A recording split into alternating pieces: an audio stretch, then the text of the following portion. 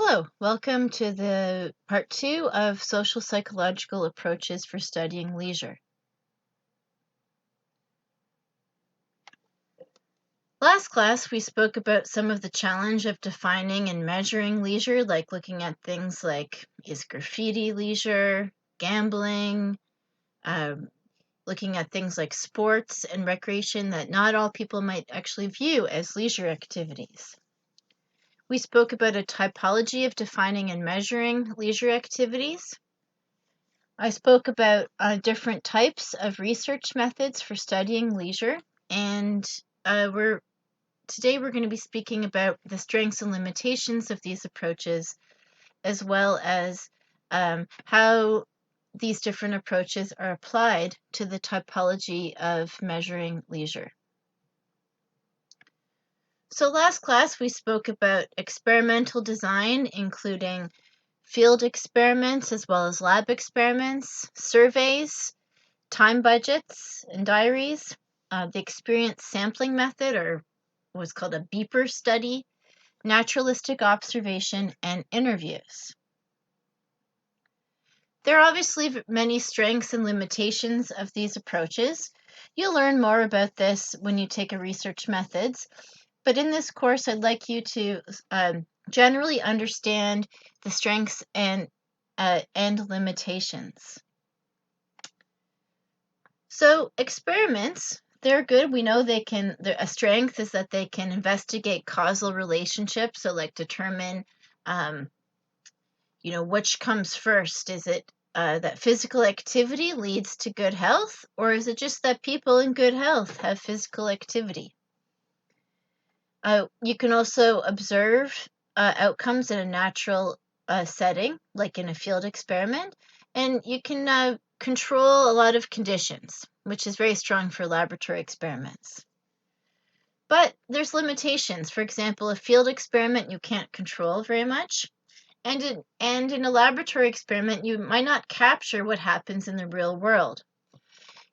For example, think of if you're a participant in a exercise physiology experiment in the School of Human Kinetics and Recreation. You're hooked up to the VO2 machine, you're running, and there's grad students and Dr. Bassett in the room watching you. You're going to perform as hard as you can. But this is maybe not how fast or strong you would run in the real world.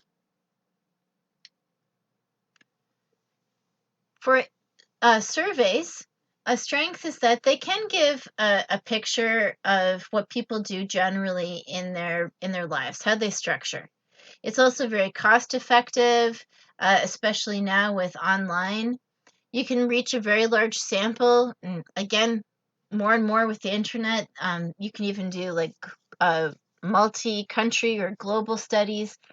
And you can also measure infrequent activities. For example, things you might not do very often, like camping or maybe going bowling if you don't do that, or going to watch a movie. But these are often not standardized, which is a limitation. So meaning that researchers don't use the same survey all the time. So it's harder to compare.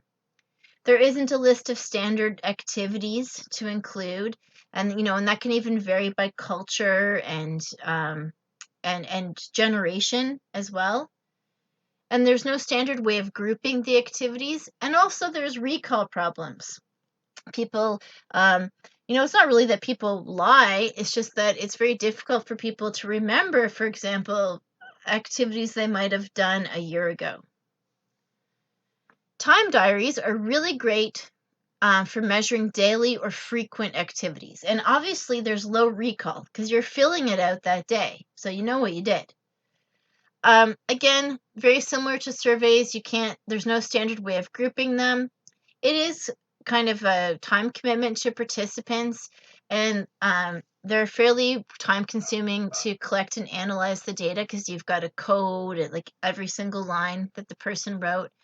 And you can miss less frequent activities. For example, you're going to be writing your own time diary. Well, you might have selected a day that's not usual for you. Maybe you didn't have class, so you had more leisure. Or maybe you were working a double shift and you had less. So you can miss a lot of things.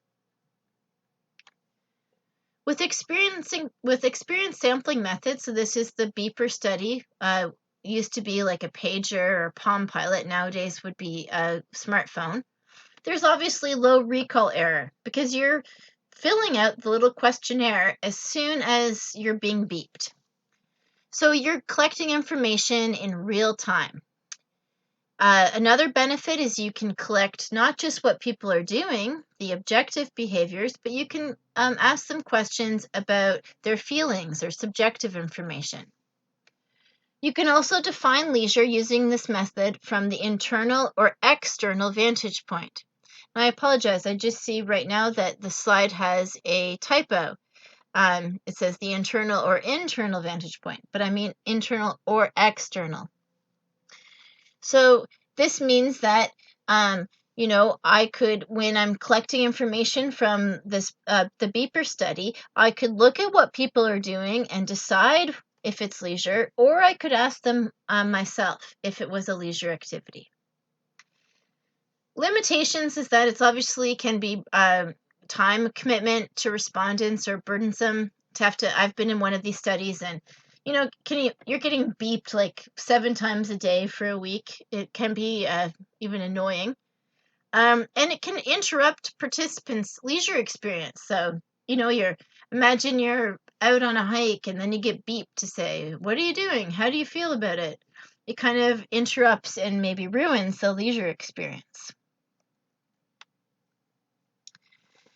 Naturalistic observation, so that's observing people in natural leisure settings. Obviously, you can get a lot of detail, figure out, how are these activities a part of daily life, and really develop a better understanding of what these types of leisure activities mean to people. You often have a smaller sample size because it's very time consuming. You can't generalize, or that means like you can't say that your findings are representative of other groups or situations. And it's difficult for people to do the same study or replicate. But that's really not as important in qualitative research. Then we have interviews, and these are really excellent at getting an understanding of what people are thinking. You get lots of information, and you can also change and adapt the questions. For example, Dr. T.A. Loeffler was doing a study interviewing lifelong trekkers, so people who had, for most of their life, had been gone out, trekking in nature for at least 2 weeks to a month at a time. And after maybe the 4th interview, someone mentioned how they had gotten really interested in outdoor recreation because of books they had read from their childhood, like adventure novels. So, because of that, she was then able to adapt the questions for the other participants, and she started asking them. And lo and behold, she found that most of these older adults had read certain types of books, of novels in their childhood, which might have helped to spark their interest in outdoor recreation. Sometimes you can make people feel uncomfortable, though, in interviews due to the personal nature of the topic. It's also difficult to replicate, and it's very time consuming, both for the researcher and the participant. So I'm now going to give some examples of defining leisure in research. So this is sort of bringing together the two things we've talked about in this unit. The typology of leisure, so how we define or measure it, and then also experimental design. So last class, we talked about how leisure can be looked at from the type of phenomena that you're looking at, objective or subjective. Objective is activity, setting, or time. Subjective is experience, satisfaction, or meaning. We have different vantage points. External vantage point would be the researcher or observer is defining what leisure is, while from the internal vantage point, it is the participant who defines. So I'm going to give one example, so 4 in total, of each of these different ways of defining and measuring leisure. We're going to first start with the objective external point of view. So that means they're looking at it as activity or time, and the researcher is defining what leisure is. So Tsai and Coleman wanted to look at the influence of constraints and self-efficacy on active recreation participation. This is a structural equation model. Don't be alarmed by it. It's just a type of statistical model to do. But in this study, they examined the ways in which perceived constraints and self-efficacy was associated with participation in active recreation among Hong Kong and Australian university students. And they were looking at their interest, intention, and participation in regular active recreation. They used a survey. They provided, it was this more of a standardized survey. They provided respondents with a list of active leisure activities and were asked to report how frequently they participated. So this is an example of looking at leisure from the objective type of phenomenon, because we're looking at it as frequency, so looking at it as how much time you spend. And also the researchers provided the list of what physically active leisure was. So it is from the external vantage point, because the researchers have defined leisure. The next example is looking at a study that again is looking at it from the researcher's view of leisure, the external vantage point, but is looking now at the subjective view of leisure, so experiences, satisfactions, and meanings. Kleber, Larson, and Csikszentmihalyi looked at adolescence leisure. They're wanting to identify leisure and non-leisure activities and environments which adolescents experience the most positive psychological states. The study was conducted in Chicago, and they had 75 high school students participate. They used an experience sampling method. And now back then in the 80s, this was like, I think it was actually a pager or like a watch, actually, that would beep. And then you would pull out a little piece of paper and fill out the little questionnaire. Of course, now this type of study is much easier with smartphones.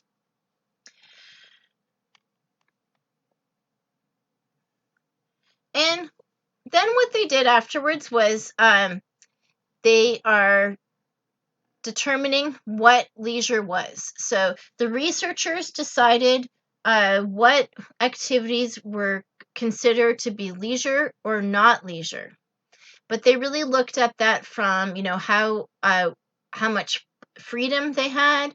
They also looked at affect. So affect is a fancy word for mood. So usually you want positive or negative moods, their concentration, and also how challenging they found the activity.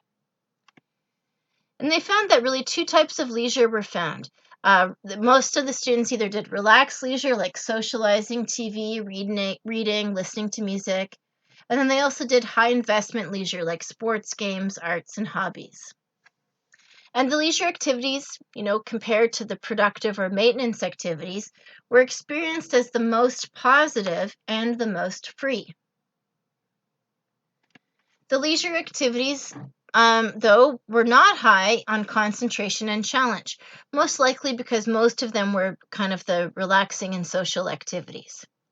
So that means that these leisure activities were freely chosen, they were pleasurable, but really did not provide an optimal experience.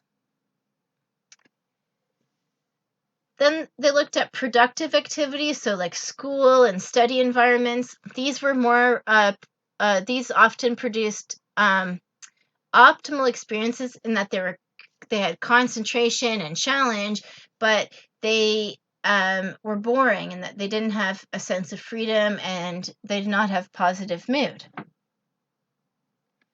And not surprising, maintenance activities, this would be like sleeping, taking a shower, that kind of thing. These activities had low freedom, they were low or neutral on mood, and had low concentration and challenge. So this is an example then of looking at leisure from subjectively, so how people feel, but again, these researchers determined which activities were leisure which were maintenance and which were productive. Next is looking at the internal vantage point. So here we're looking at the participants are defining what leisure is. The first study then is using the internal vantage point, but objectively. So looking at activity, setting, and time. And this was a study on gender and leisure by one of my old profs, Dr. Susan Shaw. So she wanted to compare the amount of time married men and women had over the course of a typical week.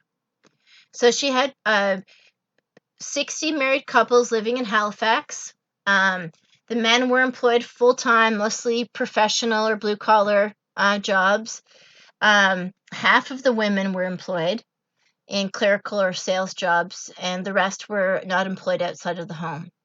They're around 40 years old, and half of them had kids. So they had the participants, each person in the couple, fill out a time diary for one weekday and one weekend. And then they also had a follow-up interview where the respondents were asked to classify the activities that they had reported and determine if those activities, did they view them as work, leisure, or a mixture of work and leisure, or neither work and leisure. Maybe it's none.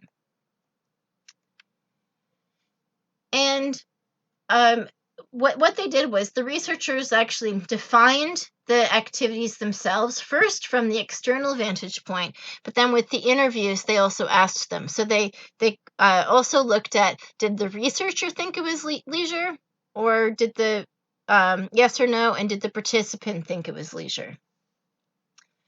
So what they found, remember this was done in the 80s, women experienced much less leisure than men overall. Men were more likely to experience leisure at home and with children, probably because it's not something they did all the time. They weren't probably the primary parent. Where women were more likely to experience leisure out of the house, and especially when they weren't with children. Now, I think we might still see some of this today, but I would argue that a lot of this isn't gender, but social rules. For example, my husband and I have the opposite rules than what is presented here, very non-gendered. I'm the main employee, bring in, make the dough, and he is the main caregiver of our children. And, he does the cooking as well. So I would say that we have the opposite. I probably experience more leisure than he does when I'm with my children, and where, he probably experiences more leisure outside of the home. Again, I'm not so sure it's about gender as to do with social roles. But the other interesting things that they found is because they compared if the researchers thought activities were leisure or not, there were some interesting observations. 14% of activities that were defined by the researcher were actually not viewed as leisure by the participants. So, for example, the researcher thought interest corps, participating in the community and religious groups would be leisure, but 14% of participants didn't view them as leisure. And the opposite happened. 35% of things that people defined as, that the researcher viewed as work was actually viewed as leisure. And this was even things like eating or childcare and gardening. There was also gender differences. Men defined cooking, shopping, and childcare as leisure more often, whereas women defined gardening and social events more often as leisure. And again, this might not be gendered as much as social roles. And also, people change their mind about the activity from time to time. For example, 22% would view work as work sometimes, but then as leisure at another time. And I feel that way. For example, I often find leisure in teaching and talking to people at work, where some activities, are very work-like and I don't like doing them.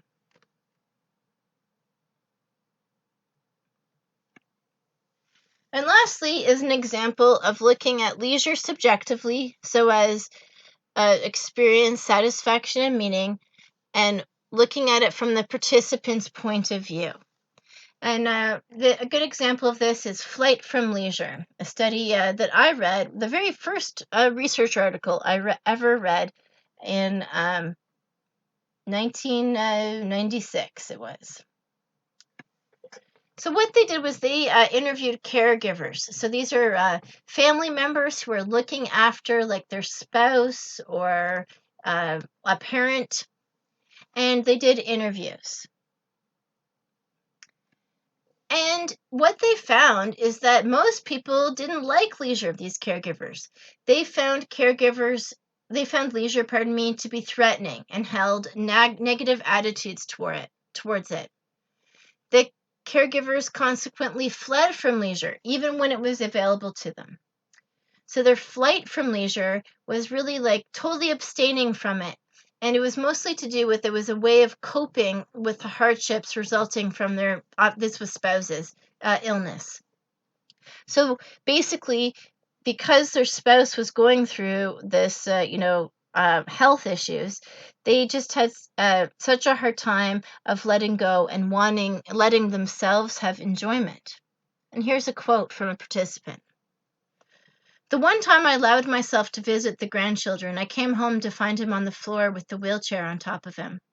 On another occasion, I went to a wedding and left him with someone. The next day, he broke his leg. I became superstitious, as if I deserved to be punished each time I did things for myself instead of helping him. I stopped going out since then. So what this study shows is that sometimes researchers, we assume that all these types of activities are leisure and that they're good for you. But this really shows that in this case, many activities were not welcomed, and they were not viewed as enjoyable from these caregivers.